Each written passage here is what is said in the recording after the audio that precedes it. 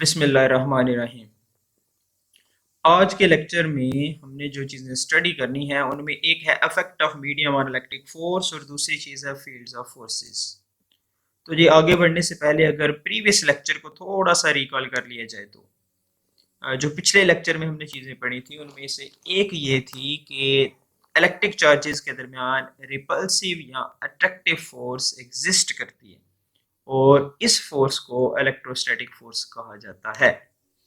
और Coulomb's law इस force की क्वांटिटेटिव नेचर देता है, यानी बताता है कि ये फोर्स है कितनी मैग्नीट्यूड के साथ है किसी दूसरे चार्ज पे एक्सर्ट होगी। और कूलम्स लॉ के अकॉर्डिंग इस फोर्स की वैल्यू वेक्टर फॉर्म में अगर लिखी जाए तो वो होगी K Q1 Q2 over are square and are unit vector. जबकि Q1 Q2 वो दो चार्जेस हैं जिनके दरमियान कूलम फोर्स एग्जिस्ट कर रही है और R उन दोनों चार्जेस के दरमियान डिस्टेंस है, जबकि R यूनिट वेक्टर है यहाँ पे इस फोर्स की डायरेक्शन बताएगा। और मैग्नीट्यूड फॉर्म में ये फोर्स इक्वल हो जाएगी के Q1 Q2 over are square के, जबकि यहाँ पे ये जो K है ये कांस्टेंट ऑफ प्रोपोर्शनैलिटी है और इसकी वैल्यू डिपेंड करती है नेचर ऑफ मीडियम और सिस्टम ऑफ यूनिट्स पर कि आप सिस्टम ऑफ यूनिट्स कौन से इस्तेमाल कर रहे हो इसकी मेजरमेंट्स के लिए। अब सपोज करें कि आप फ्री स्पेस ले रहे हो, आपके पास जो मीडियम है वो फ्री स्पेस है और सिस्टम ऑफ इंटरनेशनल जो है वो एसआई सिस्टम है। तो उस सूरत में के किसका इक्वल होगा? के इक्वल होगा 1/4 पाई एप्सिलॉन नॉट। और जब आप पाई और एप्सिलॉन नॉट की वैल्यू इस इक्वेशन में यहाँ पे पुट करते हो तो आपके पास ओवरऑल इस कांस्टेंट के की वैल्यू आ जाएगी 9 क्रॉस 10⁻⁹ न्यूटन मीटर स्क्वायर पर कूलम स्क्वायर। तो ये हो गया हमारे पास कांस्टेंट के की वैल्यू। अब अभी तक जो आपने पढ़ा है वो है फ्री स्पेस में। अब अगर आप उन चार्जेस के दरमियान, वो इलेक्ट्रिकल चार्जेस जिनके दरमियान इलेक्ट्रिक फोर्स एग्जिस्ट करती है, उनके दरमियान फ्री स्पेस की बजाय एक इंसुलेटिंग मटेरियल प्लेस कर दो तो क्या इलेक्ट्रिक फोर्स पर कोई फर्क पड़ेगा?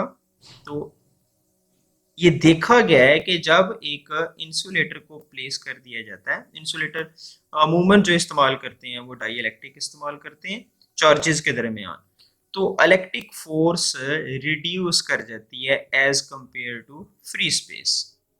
यानी जब आप मीडियम फ्री स्पेस ले रहे हो तो आपके पास इलेक्ट्रिक फोर्स की जो वैल्यू आएगी वो ज़्यादा होगी, जबकि जब आप इलेक्ट्रिक फोर्स कैलकुलेट करते हो जब मीडियम जो है वो इंसुलेटिंग मटेरियल इस्तेमाल कर लेते हैं उनके दरमियान, तो उससे यानी इंसुलेटिंग मटेरियल इस्तेमाल करने की वजह से इलेक्ट्रिक फोर्स की वैल्यू रिड्यूस कर जाती है। कितनी रिड्यूस कर जाती है? By factor epsilon are.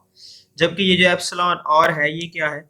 ये परमिटिविटी ऑफ फ्री स्पेस है और इसकी value from material to material, from dielectric material to dielectric material vary करती है और किसी एक गिवन डाई इलेक्ट्रिक मटेरियल के लिए इसकी वैल्यू कांस्टेंट होती है। मिसाल के तौर पर एयर के लिए इसकी वैल्यू कुछ और होगी, ये जो एप्सिलॉन आर है एयर के लिए इसकी वैल्यू कुछ और होगी।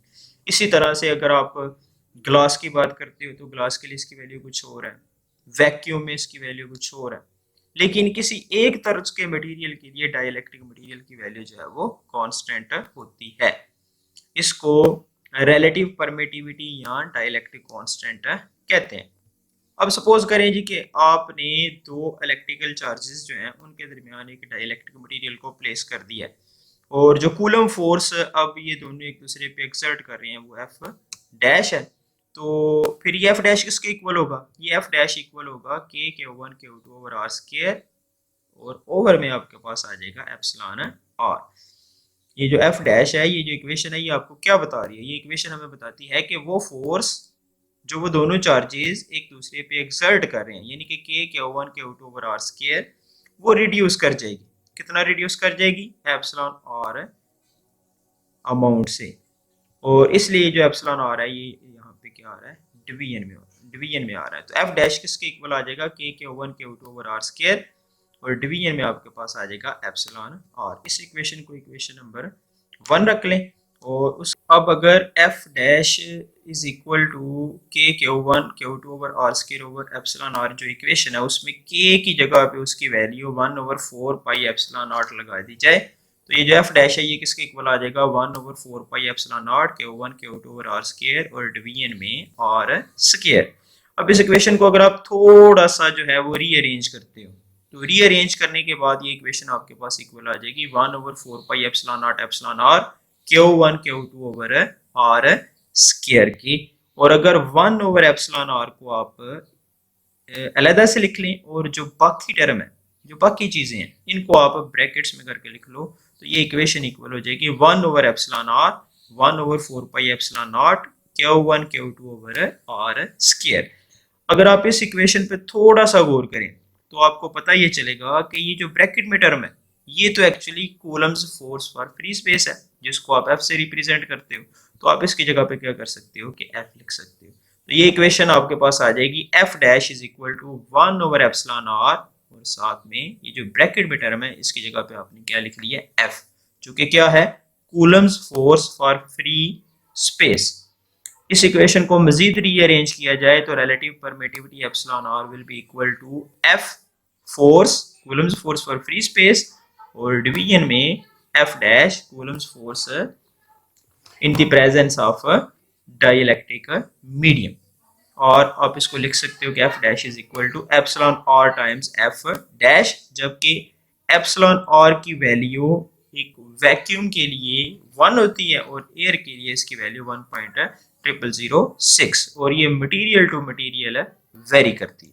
अब अगर रिलेटिव परमिटिविटी को डिफाइन किया जाए तो रिलेटिव परमिटिविटी जो है वो हमारे पास क्या होगी it is the ratio of electrostatic force between charges in vacuum to the force when the medium between the charges is dielectric यानी कि epsilon are will be equal to F over F dash जबकि F क्या है electrostatic force between charges in vacuum और F dash क्या चीज है electrostatic force between charges in the presence of insulator.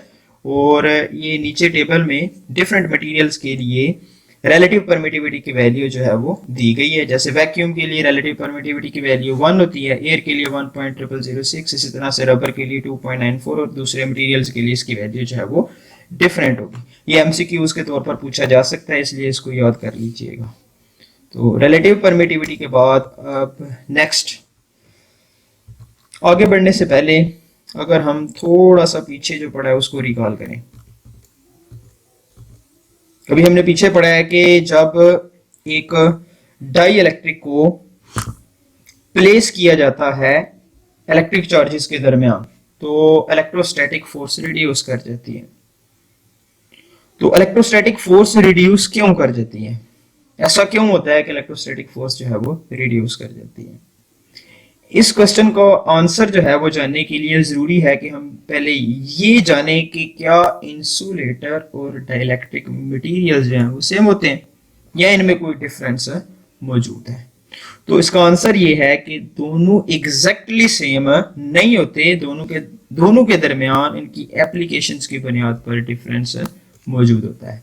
एक मेजर डिफरेंस जो इन दोनों में एग्जिस्ट करता है वो ये कि इंसुलेटर्स ऐसे मटेरियल्स हैं जो कि फ्लो ऑफ इलेक्ट्रॉन्स को ब्लॉक कर देते हैं यानी ये इलेक्ट्रॉन्स के फ्लो को अलाउ नहीं करते जबकि डाई इलेक्ट्रिक्स ऐसे मटेरियल्स हैं जो कि एनर्जी स्टोर करते हैं इलेक्ट्रिक फील्ड में। यानी डाई इलेक्ट्रिक मटेरियल्स में कुछ किसी हद तक फ्री इलेक्ट्रॉन्स जो है वो मौजूद होते हैं जो कि थोड़े बहुत करंट की फ्लो की वजह बन सकते हैं। और इसके अलावा डाई इलेक्ट्रिक्स को आप पोलराइज कर सकते हो और इंसुलेटर्स को पोलराइज नहीं किया जा सकता जब इलेक्ट्रिक फील्ड में इन दोनों को प्लेस किया जाता है। पोलराइजेशन क्या चीज है पोलराइजेशन प्रॉपर्टी है किसी मटेरियल की जिसमें उसके जो पॉजिटिव और नेगेटिव चार्जेस हैं वो अपोजिट डायरेक्शंस में मूव करना शुरू कर देते हैं। तो डाई इलेक्ट्रिक्स जो हैं वो पोलराइज्ड हो जाते हैं लेकिन इंसुलेटर्स पोलराइज नहीं किए जा सकते। तो एक्चुअली जो डाइलेक्ट्रिक है वो एक तरह का इंसुलेटर है जो कि क्या करता है जिसमें कुछ फ्री इलेक्ट्रॉन्स मौजूद होते हैं और जब आप इसको किसी इलेक्ट्रिक फील्ड में प्लेस करते हो तो इलेक्ट्रिक फील्ड की मौजूदगी में ये पोलराइज हो जाता है। अब नीचे अगर आप फिगर पे गौर करें तो आपको एक माइका पेपर नजर आ रहा होगा। ये माइका पेपर एक डाई इलेक्ट्रिक मटेरियल है और सपोज करें कि ये जो दूसरी फिगर है ये इसका इंटरनल स्ट्रक्चर है जिसमें पॉजिटिव और नेगेटिव चार्जेस जो है वो दिखाए गए हैं। अब इस डाई इलेक्ट्रिक मटेरियल को हम क्या करते हैं, दो कैपेसिटर प्लेट्स के दरमियान प्लेस कर देते हैं। एक कैपेसिटर प्लेट पर पॉजिटिव चार्ज है, दूसरी कैपेसिटर प्लेट पर है नेगेटिव चार्ज, और इसके दरमियान इस रीजन में हमने क्या किया है कि डाइलेक्ट्रिक मटेरियल को प्लेस कर दिया। इस पॉजिटिव और नेगेटिव चार्जेस जो ये प्लेट्स पर मौजूद है इनकी वजह से एक एक्सटर्नल इलेक्ट्रिक फील्ड जनरेट होगा और वो इलेक्ट्रिक फील्ड फिर क्या करेगा कि इस डाई इलेक्ट्रिक मटेरियल के अंदर मौजूद ये जो पॉजिटिव और नेगेटिव चार्जेस हैं इनको अपनी तरफ अट्रैक्ट करना शुरू कर देगा। जो नेगेटिव चार्जेस हैं वो पॉजिटिव प्लेट की तरफ अट्रैक्ट होना शुरू हो जाएंगी और जो पॉजिटिव चार्जेस हैं वो नेगेटिव प्लेट की तरफ अट्रैक्ट करना शुरू कर देंगे। तो एक थोड़ी सी मूवमेंट इस डाइलेक्ट्रिक मटेरियल के अंदर इन चार्जेस की होगी और इस मूवमेंट की वजह से डाइलेक्ट्रिक मटेरियल के अंदर पॉजिटिव और नेगेटिव चार्जेस के कपल्स बनना शुरू हो जाते हैं जिनको डाइपोल कहा जाता है और यही बेसिकली पोलराइजेशन होती है। इस पोलराइजेशन की वजह से इलेक्ट्रिक फील्ड ओवरऑल इस सिस्टम का क्या हो जाएगा, रिड्यूस कर जाएगा।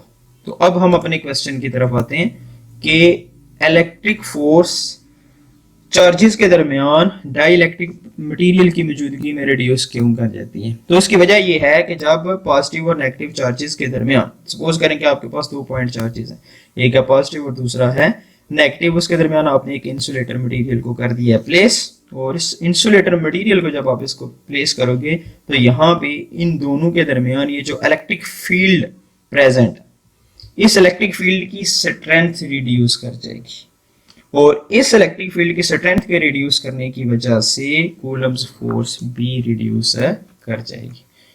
ठीक है जी। तो ये वजह है कि इलेक्ट्रिक फोर्स रिड्यूस कर जाती है जब एक डाई इलेक्ट्रिक मटेरियल को प्लेस किया जाता है चार्जेस के दरमियान। उसके बाद नेक्स्ट जो हमारा टॉपिक है वो है जी फील्ड ऑफ फोर्स। तो जनरली अगर फोर्सेस को डिस्क्राइब किया जाए तो फोर्सेस दो तरह की होती हैं, एक होती हैं जी कॉन्टैक्ट फोर्सेस और दूसरी होती हैं जी फील्ड फोर्सेस। कॉन्टैक्ट फोर्सेस क्या होती हैं? ऐसी फोर्सेस जिनके अकर करने के लिए फिजिकल कांटेक्ट का होना जरूरी हो उनको आप कांटेक्ट फोर्सेस का नाम देते हो। मिसाल के तौर पर जैसे एक फुटबॉलर जो है वो जब एक फुटबॉल को किक करता है तो ये कांटेक्ट फोर्स की एग्जांपल है। इसी तरह से हाथों को रगड़ना ये भी एक कांटेक्ट फोर्सेस की एग्जांपल है। इसी तरह से और बहुत सारी एग्जांपल्स जो हैं वो कांटेक्ट फोर्सेस की मौजूद है रोजमर्रा जिंदगी में। चलना फिरना लिखना ये सारी कांटेक्ट फोर्सेस की जो है वो एग्जांपल्स आ जाती हैं। दूसरी तरह की जो फोर्सेस हैं वो होती हैं जी फील्ड फोर्सेस। ये फील्ड फोर्सेस क्या है? वो फोर्सेस जिनके अकर करने के लिए किसी फिजिकल कांटेक्ट का होना जरूरी ना हो उनको फील्ड फोर्सेस कहा जाता है। जैसे ग्रेविटेशनल फोर्स है, ये एक नॉन कांटेक्ट फोर्स है, इनके लिए फिजिकल कांटेक्ट का होना जरूरी नहीं है। जितनी भी फंडामेंटल फोर्सेस हैं नेचर की वो सारी की सारी फील्ड फोर्सेस हैं, जिनमें ग्रेविटेशनल फोर्स, इलेक्ट्रोस्टैटिक फोर्स, इसके बाद स्ट्रांग और nuclear force, weak nuclear forces जो हैं वो आ जाती हैं। ये सारी क्या हैं? फील्ड फोर्सेस हैं। ठीक है जी। तो फील्ड फोर्सेस के अकर करने के लिए फिजिकल कांटेक्ट की जरूरत नहीं होती। अब अगर इनके अकर करने के लिए फिजिकल कांटेक्ट की जरूरत नहीं है या फिजिकल कांटेक्ट हमें नहीं चाहिए होता तो यहाँ पे कुछ क्वेश्चंस जो हैं वो अराइज हो जाते हैं। एक तो ये जो फील्ड फोर्सेस हैं इनका ओरिजिन क्या है, ये कहाँ से ओरिजिनेट होती हैं? तो इस सवाल का जवाब जो है वो अभी तक नामालूम है। इस क्वेश्चन का आंसर जो है वो कोई तसल्ली बख्श जो है वो अभी तक मौजूद नहीं है। इनकी एग्जिस्टेंस को एक्सेप्ट कर लिया गया है कि हाँ ये मौजूद है क्योंकि हम इनको महसूस करते हैं रोजमर्रा जिंदगी में। इसी वजह से इनको बेसिक फोर्सेस ऑफ नेचर भी कहा जाता है। दूसरा जो क्वेश्चन अराइज करता है वो ये कि ये जो फोर्सेस हैं ये forces field forces basically transmit कैसे होती है एक ऑब्जेक्ट से दूसरे ऑब्जेक्ट की तरफ। अगर तो फिजिकल कांटेक्ट मौजूद हो तो फिर उस कांटेक्ट के थ्रू फोर्स एक पॉइंट से दूसरे पॉइंट की तरफ ट्रांसफर हो जाएगी। जैसे एक फुटबॉलर एक फुटबॉल को किक करता है तो उस कांटेक्ट के थ्रू फोर्स जो है वो आगे ट्रांसफर हो जाती है। लेकिन अगर फिजिकल कांटेक्ट ही मौजूद नहीं तो फिर ये फोर्सेस ट्रांसमिट कैसे होती है? अब चूंकि हम इलेक्ट्रोस्टैटिक्स की बात कर रहे हैं इधर, तो इस वजह से हम सिर्फ इलेक्ट्रोस्टैटिक फोर्स को इधर स्टडी करेंगे, बाकी फोर्सेस को नहीं। या दूसरे लफ्जों में अगर कहा जाए तो इलेक्ट्रोस्टैटिक फोर्स एक चार्ज से दूसरे चार्ज की तरफ ट्रांसमिट कैसे होती है विदाउट फिजिकल कांटेक्ट। तो इसको डिस्क्राइब करने के लिए एक साइंटिस्ट थे माइकल फैराडे, उन्होंने इलेक्ट्रिक फील्ड का कॉन्सेप्ट जो है वो इंट्रोड्यूस करवाया था। और फैराडे के अकॉर्डिंग ये नेचर की इंट्रिंसिक प्रॉपर्टी है कि इलेक्ट्रिक फील्ड एग्जिस्ट करेगा एक इलेक्ट्रिक चार्ज के गिर्द। एक इलेक्ट्रिक चार्ज के गिर्द जो स्पेस है उसमें इलेक्ट्रिक फील्ड एग्जिस्ट करेगा, और ये नेचर की प्रॉपर्टी है। और ये जो आपके पास फील्ड होगा एक चार्ज के गिर्द, ये जो फील्ड है ये फील्ड बेसिकली फोर्स फील्ड होगा। और जब आप किसी दूसरे चार्ज प्लस क्यू नॉट को इस फील्ड में लेकर जाओगे तो ये फील्ड क्या करेगा, उस चार्ज क्यू नॉट पे फोर्स एक्सर्ट करेगा। ठीक है जी। और सपोज करें कि आपके पास एक प्लस क्यू चार्ज है और उस प्लस क्यू चार्ज के अराउंड एक रीजन है जिसमें उसका फील्ड एग्जिस्ट करता है। अब ये फील्ड एग्जिस्ट करेगा उस वक्त भी जब यहाँ पे ये फील्ड उस वक्त भी एग्जिस्ट करेगा जब यहाँ पे कोई test charge plus Q naught मौजूद ना हो। लेकिन आप इसकी एग्जिस्टेंस को चेक सिर्फ उसी वक्त कर सकते हो जब आप एक प्लस क्यू नॉट चार्ज को इस फील्ड में लेकर आओगे, अदरवाइज आप इसकी एग्जिस्टेंस जो है वो नहीं दे सकते। तो जब आप इस क्यू नॉट चार्ज को इस फील्ड के अंदर लेकर आते हो तो होगा क्या कि ये जो प्लस क्यू चार्ज है इसका इलेक्ट्रिक फील्ड इस क्यू नॉट चार्ज पर एक फोर्स लगाएगा F। तो फोर्स के ट्रांसमिट होने के का अमल जो है वो फिर दो स्टेप्स पर मुश्तमिल है। एक, पहले तो एक चार्ज प्लस क्यू जिसके अराउंड कुछ फील्ड एग्जिस्ट करता हो, और दूसरा एक प्लस क्यू नॉट चार्ज हो जिसको जब उस फील्ड में लेकर चला जाए तो उस पर फोर्स जो है वो एक्सर्ट हो उस फील्ड की वजह से। तो ये था फैराडे का कॉन्सेप्ट फोर्स के ट्रांसमिट होने के लिए। कौन सी फोर्स? इलेक्ट्रोस्टैटिक फोर्स, जो कि एक फील्ड फोर्स है।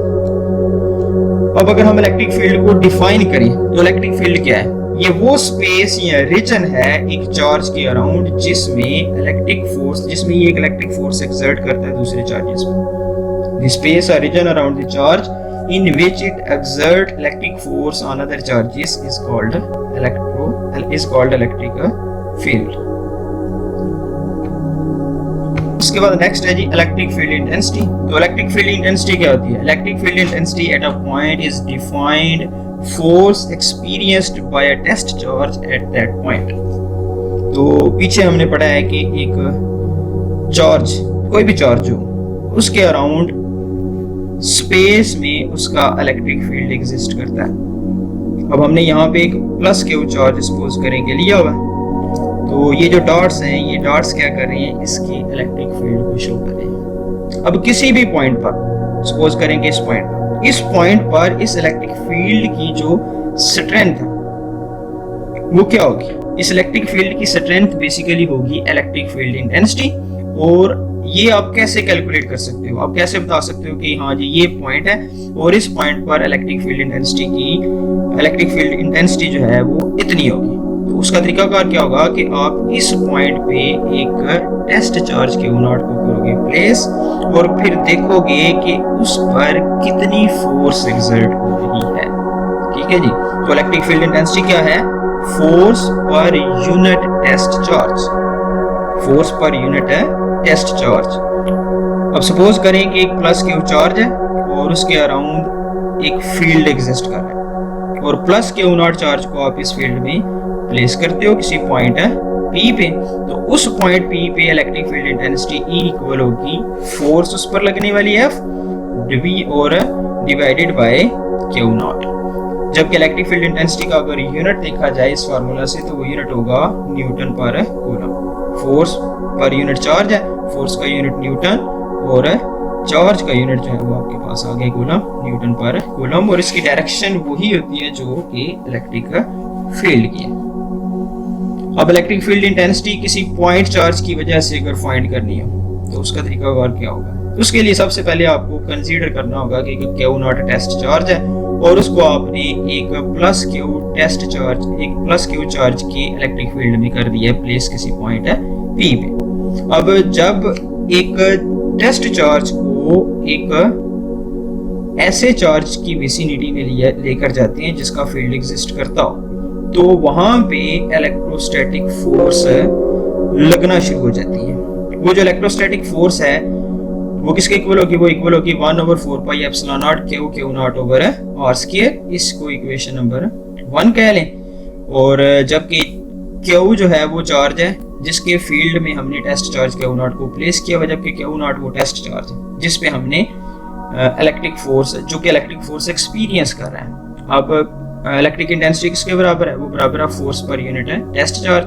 तो इक्वेशन नंबर 1 से ही जो फोर्स की वैल्यू है ये इक्वेशन नंबर 2 में पुट कर दें तो इलेक्ट्रिक फील्ड इंटेंसिटी हमारे पास आ जाएगी 1/4 pi epsilon naught Q naught over are square, और डिवीजन में आ जाएगा जी क्यू नॉट। फिर इस क्यू नॉट को अगर क्यू नॉट के साथ कैंसिल कर दिया जाए तो इलेक्ट्रिक फील्ड इंटेंसिटी आपके पास इक्वल आ जाएगी 1/4 pi epsilon naught Q over are square. ये है जी electric field intensity due to point charge. और अगर इसी को आप वेक्टर फॉर्म में लिखें तो ये इक्वल हो जाएगी 1/4 pi epsilon naught Q over are square and are unit vector. जबकि ये जो आर यूनिट वेक्टर है ये क्या करेगा? इस इलेक्ट्रिक फील्ड इंटेंसिटी की डायरेक्शन के बारे में इंफॉर्मेशन देगा। Thank you so much.